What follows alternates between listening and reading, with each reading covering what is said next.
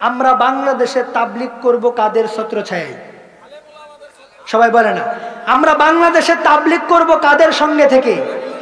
কোন সন্ত্রাসীদের সঙ্গে বাংলাদেশের মুসলমান থাকতে পারে না, ঠিক কিনা বলেন? 2018-তে যে সন্ত্রাসীরা টঙ্গীর মাঠে আক্রমণ করে অনেককে শহীদ করেছে, গতকালও আপনারা হয়তো দেখেছেন, জেনেছেন, তারা অস্ত্রপাতি নিয়ে টঙ্গীর মাঠে আক্রমণ করে অনেক ভাইকে শহীদ করেছে, ঠিক কিনা বলেন? আমি বিস্তারিত বলতে চাই না, শুধু এতটুকু বলতে চাই, একটা হিন্দু লোক আছে পিনাকি ভট্টাচার্য নামে, তার একটা ভাষণ বা বক্তব্য হয়তো আপনারা দেখেছেন। বাংলাদেশের সংখ্যাগরিষ্ঠ উলামায়ে কেরাম একদিকে, অথচ এই সংখ্যাগরিষ্ঠ উলামায়ে কেরামদের পক্ষের তাবলীগকে আজকে কিছু সংখ্যক লোক, যাদের মধ্যে আলেম নাই, সব মূর্খ আর ক্যাডারের দল, তারা সেই আলেমদের তাবলীগকে গুমরা তাবলীগ বলে। বলেন না নাউজুবিল্লাহ।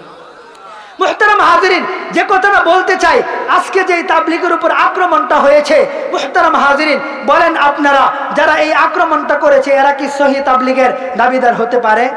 কখনোই হতে পারে না। অতএব আমরা জোরদার বর্তমান সরকারের কাছে দাবি জানাই, এই সমস্ত সন্ত্রাসীদেরকে বাংলাদেশে নিষিদ্ধ ঘোষণা করতে হবে, ঠিক কিনা বলেন?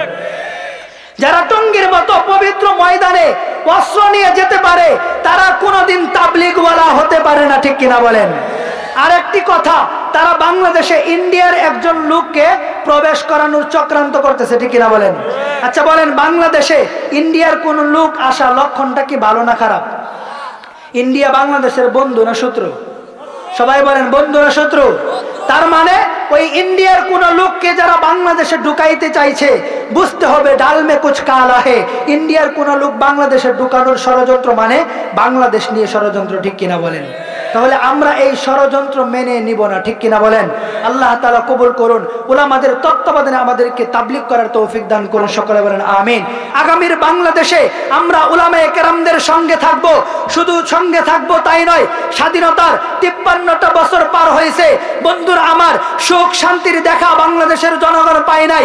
দিন যত যাচ্ছে অশান্তি বাড়ছে, এর মূল একমাত্র কারণ হচ্ছে আমার আল্লাহর কথা না শোনার কারণে। আমার আল্লাহর কথা কি? আমার আল্লাহর কথা, জমিন বানিয়েছি আমি আল্লাহ, যতদিন পর্যন্ত এই জমিন আমি আল্লাহর দেখানো সিস্টেমে না চলবে, ততদিন এই জমিনে সুখ শান্তি ন্যায় ইনসাফ প্রতিষ্ঠিত হবে না, ঠিক কিনা বলেন? মুহতারাম হাজিরিন, এজন্য আগামীর বাংলাদেশে, আমার সোনার বাংলাদেশে শান্তি প্রতিষ্ঠা করার লক্ষ্যে, ন্যায় ইনসাফ প্রতিষ্ঠা করার লক্ষ্যে, জনগণের হক প্রতিষ্ঠা করার লক্ষ্যে আগামীর বাংলাদেশে কোন তন্ত্রমন্ত্র দেখতে চাই না। আগামীর বাংলাদেশে কোন তন্ত্রমন্ত্র দিয়ে বাংলাদেশ চলুক আমরা ইমানদারেরা দেখতে চাই না।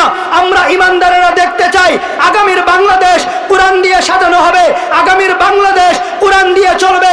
আর যদি আগামীর সেই বাংলাদেশে নতুন করে উলামাদের পক্ষ থেকে স্লোগান অলরেডি উঠে গিয়েছে, হয়তো খিলাফত নয়তো শাহাদাত, হয়তো খিলাফত নয়তো শাহাদাত। যদি বাংলাদেশে কোরআনকে প্রতিষ্ঠিত করার জন্য, কোরআনের রাজ কায়েম করার জন্য যদি শাহাদাতের তামান্না নিয়ে উলামায়ে কেরাম আমাদেরকে ডাক দেয়, আল্লামা মামুনুল হক যদি আমাদেরকে ডাক দেয়, হেফাজতে ইসলাম যদি আমাদেরকে ডাক দেয়, মাথায় কাফনের কাপড় বেঁধে, কোমরে রশি বেঁধে, ও যুবক দুনিয়া নিয়ে স্বপ্ন দেখা ভুলে গিয়ে শাহাদাতের তামান্না বুকে লালন করে, মাথায় কাফনের কাপড় বেঁধে কোরআনের ভালোবাসায় কে কে রাজপথে নেমে যাওয়ার জন্য রেডি আছো? দুটি হাত তুলে আল্লাহকে দেখিয়ে দাও।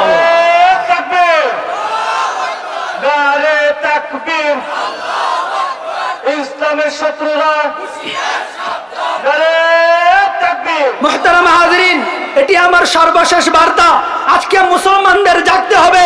ওই চেয়ে দেখো সিরিয়ার জালেমরা পালাতে বাধ্য হয়েছে, ওই চেয়ে দেখো শ্রীলঙ্কার জালেমরা জামা কাপড় খুলে পালাতে বাধ্য হয়েছে, বাংলাদেশের জালেমরাও মাটি ছেড়েছে, আফগানিস্তানের জালেমরাও পালাতে বাধ্য হয়েছে।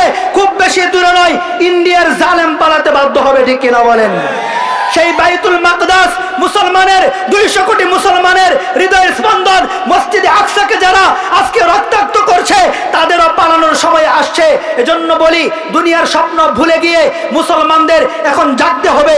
মুসলমান ভাই বোনদের রক্তের প্রতিশোধ নিতে হবে, মুসলমান মা বোনদের ইজ্জতের প্রতিশোধ ও যুবক তোমাকেই নিতে হবে। এই জন্য যুবকদেরকে বলি, দুনিয়া নিয়ে রঙিন স্বপ্ন দেখা বাদ দাও, তোমার ভাইয়ের রক্তের তামান্না বুকে লালন করো, তোমার মায়ের ইজ্জতের ভালোবাসা